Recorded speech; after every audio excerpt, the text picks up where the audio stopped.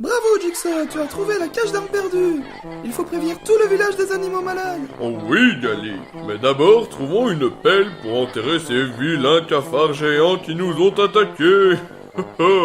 Heureusement qu'il nous restait de l'énergie pour le rayon magique. Elles vont dormir pour toujours maintenant. Chers humains et mutants, votre programme matinal est interrompu en raison d'un événement extraordinaire. Tout de suite, pour vous présenter les nouvelles, DJ Ground Zero. Bonsoir à toute la frontière, vous êtes sur Nuke Radio et aujourd'hui on va parler de météores.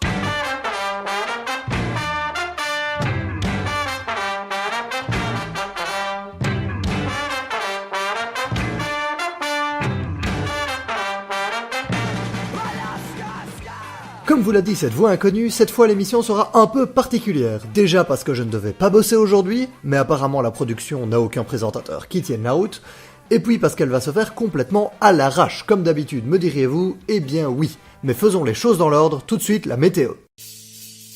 Levez les yeux au ciel et portez vos casques de protection offerts à l'achat de 2 kg de viande dans nos boucheries participantes, car le ciel trouvait que la frontière manquait de cailloux et a décidé d'en rajouter. Pour le reste, la situation est normale, la qualité de l'air sera désastreuse avec un indice de 0 sur notre échelle, tout engin volant s'expose à des risques de crash immédiat, vous voilà prévenus. Vous l'aurez compris, depuis hier soir, des météores atterrissent dans nos belles contrées. Ils sont de la taille d'une balle de Scarabaule et arrivent à une vitesse très élevée. Cela peut donc faire des dégâts. Écoutons quelques propos recueillis par Sam, notre chroniqueur bourlingueur. En période d'averse rocheuse, les habitants des régions touchées ne sont que peu à être blessés directement par la chute de ces écueils. En revanche, le bétail présent dans les enclos en plein air est incontestablement le plus frappé. Nous sommes aujourd'hui à Speedlim, village d'éleveurs exportant la majeure partie de leur production à travers la frontière. Speedlim fournit ainsi la quasi-totalité de la viande lorsque la chasse au ver géant est terminée. Nous nous rendons chez Théo. Cet éleveur, le plus influent de Speedlim, est propriétaire de plus de 200 Onymakris undicularis géants. Ces énormes insectes élevés au cœur du désert dans leur habitat naturel avant d'être grillés pour se retrouver dans nos assiettes. Avec autant d'animaux à son actif, c'est évidemment lui qui a subi le plus de pertes. Voilà ma belle. Vous voyez ce bandage sur son abdomen? Je ne sais pas si cette femelle va survivre, elle est bien amochée. Depuis 2 jours, Théo subit les effets secondaires lorsqu'il soigne ses bêtes. Que voulez-vous?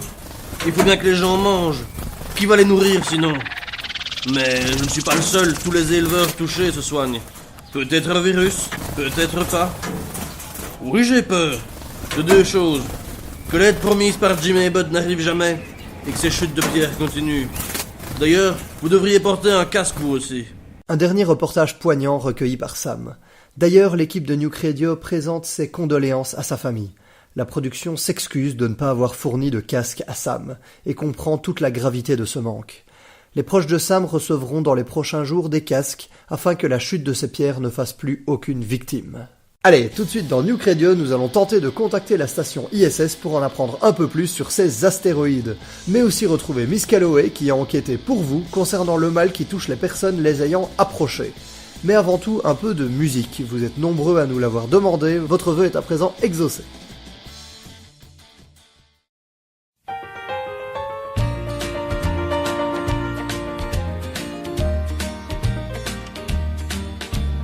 Just before the sun breaks the darkness, just before the shadows move on, I know a fool like me should be sleeping. Just before dawn, I keep telling my heart it's not worth it. Borrowed time, our love's been living on. Still I'm here all alone, my heart breaking. Just before dawn, I hold you in my arms while I'm dreaming. I awake to find the pillow I I sleep on, and you're gone. Just before the sun breaks the darkness, just before the shadows move on, I beg my aching heart to forget you. Just before dawn, I hold you in my arms while I'm dreaming. I awake to find the pillow I sleep on, and you're gone. Just before the sun breaks the darkness, just before the shadows move on, I beg my aching heart to forget you. Just before dawn, just before dawn. Chers auditeurs, avez-vous déjà communiqué avec quelqu'un dans l'espace ? C'est ce que nous allons tenter aujourd'hui pour vous en essayant de contacter la Station Spatiale Internationale, ou tout simplement appelée ISS. Et tout cela grâce aux formidables techniciens qui travaillent à faire fonctionner le pôle de communication sur lequel est basé Nuke Radio. Encore une raison pour écouter Nuke Radio, la meilleure radio de toute la frontière. Alors, je sais ce que vous vous dites. Vous vous demandez comment votre radio préférée va s'y prendre pour communiquer avec les habitants de l'espace. Eh bien, je pourrais vous lire le petit carton que m'a donné le technicien tout à l'heure et duquel je ne comprends pas la moitié des mots. Je pourrais, mais je ne vais pas le faire. Je vais simplement vous dire ce que vous devez savoir.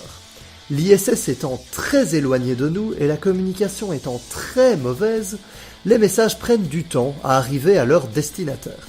C'est pour ça que nous allons sans attendre tenter de les contacter et leur demander s'ils en savent plus sur ces astéroïdes. Les techniciens allument leurs capteurs, enfin je pense que c'est ce qu'ils font.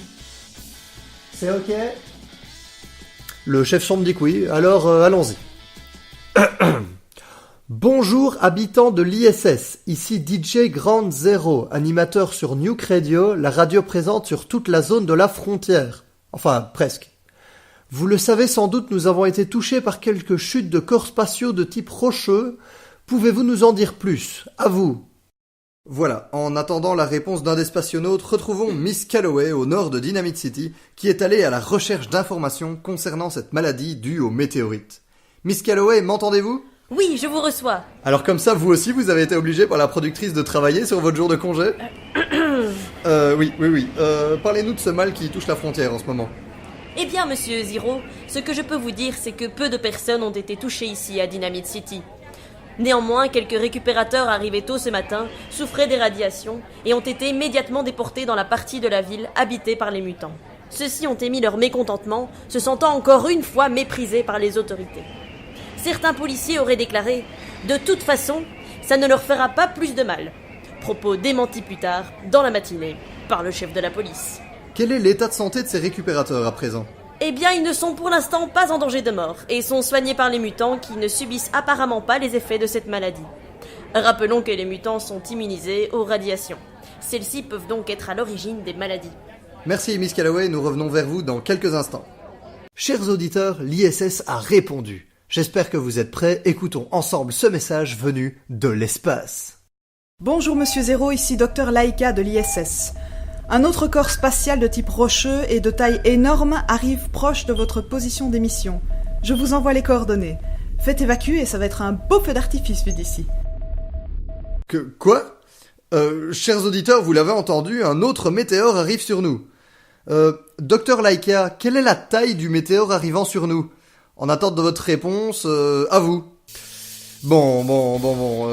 Voici les coordonnées, ce qui donne... D'accord... Chers auditeurs, si vous êtes à l'est du lac pollué et plus au nord de Dynamite City, évacuez le plus vite possible. Oh, il faut prévenir Jeanne.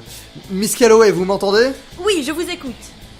Un gros astéroïde va arriver au nord de Dynamite City à l'entrée du désert. Soyez sur place au plus vite. Quoi ? Mais je n'ai pas... Dans la suite de l'émission, le crash du météore dans le nord de la frontière, en direct avec notre journaliste sur le terrain, Miss Calloway. Mais pour l'heure, un nouvel épisode de votre fiction Art et Jones sur Nuke Radio. Et maintenant, retrouvez les aventures de l'inspecteur J.J. Hart et de son acolyte Darwin Jones. Épisode 3, l'affaire se précise.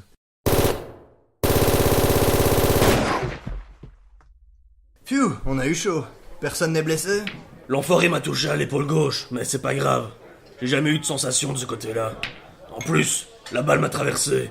Bon bah, ça te fera une cicatrice de plus. Rose, c'était qui ce gars? Apparemment, il fait partie des Blue Skulls. C'est un nouveau gang qui nous fait chier depuis quelques mois. Ils essaient de se faire un nom, alors ils s'en prennent aux meilleurs, tu vois le genre. Vous les reconnaîtrez facilement en rue, ils ont des crânes peints en bleu à l'épaule droite. En tout cas, il a été bien con de venir tout seul. Vous devriez pouvoir vous débrouiller, non? Bof, lui, il était con, mais c'est des gars organisés. On sait pas qui les fournit, qui est leur boss, en fait, on sait rien du tout. Ben, ils sont beaux, les seigneurs. Sinon, pour vous avoir sauvé la vie, on peut avoir des réponses sur ce que vous avez fait de Martinez? Bon, ça me troue le cul de le dire, mais vous êtes réglo. On va faire ça autrement, si vous voulez bien. Comme je vous ai sauvé la vie, vous promettez de pas m'embarquer? C'est carrément moi qui l'ai liquidé, ce type-là. Donc, non. Ah bah non, c'est moi qui l'ai eu. Pour être franc, j'ai pas trop fait attention, mais puisqu'on s'est aidés mutuellement, j'ai droit à mon immunité ou merde? Ça marche pas comme ça, mais si t'es innocente pour le meurtre, on peut fermer les yeux sur le reste, ouais. T'es sûr, là? Elle se fout de notre gueule. Elle sait que si on embarque un lieutenant des seigneurs, ils feront sauter le commissariat dans la journée. J'avoue, mes gars sont des sensibles. Bon, alors, et Martinez? On l'a pas tué, mais c'est pas impossible qu'on l'ait envoyé à la mort. Les Blue Skulls nous ont volé la ceinture de Yuan. C'est un vieux truc doré qui appartenait au fondateur des seigneurs. Un symbole pour nous. On sait pas non plus comment ils ont réussi à le prendre. C'est comme s'ils avaient des gars partout. Ça m'étonne pas. Vous m'avez jamais grillé quand j'étais infiltré chez vous. Bref, comme Martinez était blindé de dettes, on l'a envoyé la récupérer là où on pensait qu'il la gardait.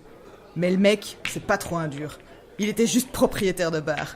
Les métiers derrière un bureau, c'est pas l'idéal pour apprendre à s'infiltrer dans les QG de gang. C'est glorieux d'envoyer les petites frappes faire son sale boulot. Mais du coup, vous l'avez trouvé, leur QG? Yep. Du coup, vous pouvez nous dire où il est? Nope. Tu refuses de coopérer? Je refuse de vous envoyer aussi à la mort. Martinez, c'était il y a 3 jours. Hier, on a envoyé 2 de nos gars et ils sont pas rentrés non plus. C'est pas des amateurs, les Blue Skulls. Nous non plus. Où est-ce qu'ils sont? Je vous dirai rien. Croyez-moi, c'est pour vous. On peut mobiliser toute la police, faire un raid et vous ramener la ceinture de Yuan. Ok. JJ est un rat, mais vous m'avez l'air d'un gars droit. Pardon de vous avoir traité de boule de plutonium puante et dégueulasse tout à l'heure. Vous n'avez pas dit puante et dégueulasse. Mais j'accepte vos excuses. Ils ont une grotte dans le désert, pas trop loin de la ville. Tenez, voilà les coordonnées. Merci beaucoup, Rose. On va vous retrouver votre relique. Viens, Hart. Faut qu'on passe au commissariat pour se préparer. Au commissariat central, à 16h. Hé, mais c'est l'amant. Oh non. En fait, mon nom c'est Aldo. Aldo Peps. Je voulais vous parler. Je crois que j'ai trouvé un indice sur le meurtre d'Alfred Martinez. C'est pas pour me vanter, hein, mais je pense que je ferai un plutôt bon détective. Non, mais c'est pas la peine, hein. Il a été tué par un gang. Oh. Ouais, on va leur rendre une petite visite là, donc vous inquiétez pas. Oh, je vois. Je vois. J'avais trouvé des papiers de reconnaissance de dette envers les seigneurs. Ouais, on a déjà vérifié cette piste-là. C'est pas le bon gang. Non, mais c'est bien de vouloir participer, hein. Enfin non, c'est pas bien. Laissez la police faire son travail. Mais c'est gentil de vouloir aider. Gentil. Bon bah, je m'en vais. Au revoir, inspecteur. Bonne chance. Drôle de type. J'ai cru qu'il allait chialer. Bon, rassemblons tout le monde. Ne loupez pas le prochain épisode de Art et Jones avec la confrontation finale pour la sécurité de Dynamite City et enfin des réponses. Peut-être. De retour à l'antenne avec la réponse du docteur Laika. On écoute ça. Plusieurs kilomètres de diamètre, difficile à dire la taille qu'il aura après son entrée dans l'atmosphère. Des plus petits l'accompagnent, mais ils s'écraseront dans les montagnes au nord. Docteur Laika, laissez tomber. Profitez du spectacle, j'ai réhydraté du popcorn. Oui, j'arrive. En tout cas, faites vite pour évacuer, Monsieur Zéro. Over. Chers auditeurs, vous avez entendu le message. Rejoignez les villes au plus vite et barricadez les fenêtres. Si les coordonnées envoyées par l'ISS sont justes, aucune ville ne sera touchée. Néanmoins, après l'atterrissage dans le désert, une gigantesque déferlante de sable s'abattra sur plusieurs villes. La prison de Rojava, Speedlim et une partie de Dynamite City seront frappées, mais aussi Russell Village. Ah, malheureusement pour cette ville propre, il ne capte pas notre fréquence. Dommage. Ah, un nouveau message nous parvient de l'ISS. Monsieur Zéro, si vous survivez, demandez à la base de lancement de nous envoyer des couvertures, ça caille ici. Impact imminent, prenez tout ce que vous avez sous la main, n'importe quel meuble, chaise ou baril de javelot fera l'affaire. Le mieux est encore de visser les planches devant vos fenêtres et vos portes, sinon contentez-vous de les clouer, tant que ça maintient le tout en place. Hey, donne-nous un coup de main. Oui, un message de notre sponsor. Tous les commerçants de Dynamite City et de ses alentours connaissent et apprécient le travail des seigneurs. Oui, les seigneurs protègent tout type de commerce contre les attaques répétées. Dès aujourd'hui, pour votre protection, pensez aux seigneurs. Les seigneurs, c'est l'assurance d'un savoir-faire et d'une expérience acquise sur le terrain, et ce, depuis des années. N'attendez plus. À partir de 2 lingots de sel par mois, offrez-vous la protection des seigneurs. Les seigneurs, bien plus qu'un gang de criminels. Retrouvons maintenant Miss Calloway près des coordonnées transmises par l'ISS. Oui, je suis actuellement sur une moto en direction du lieu du crash. Comment? En moto? Mais où vous avez trouvé ça? Un des seigneurs de Dynamite City a bien voulu me conduire à bord de leur unique véhicule jusqu'au lieu dit. Ils ont parlé d'un arrangement avec la production de Nuke Radio qui allait bientôt aboutir. Ouh, ben j'espère que vous saurez vous arranger avec la productrice. Et j'espère aussi qu'elle le prendra bien. Dites, on a un arrangement avec les seigneurs? Bah non, je me disais bien. Mais où êtes-vous maintenant, Miss Calloway? Que voyez-vous? Nous nous sommes arrêtés dans une de leurs caches protégées par de la tôle. Nous apercevons la météore qui s'apprête à s'écraser au loin. C'est une énorme boule de flammes qui se dirige droit vers...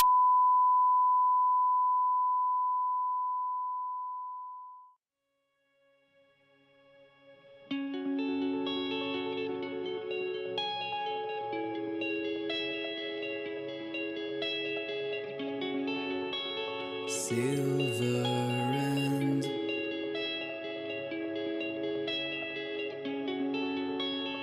gold in hand,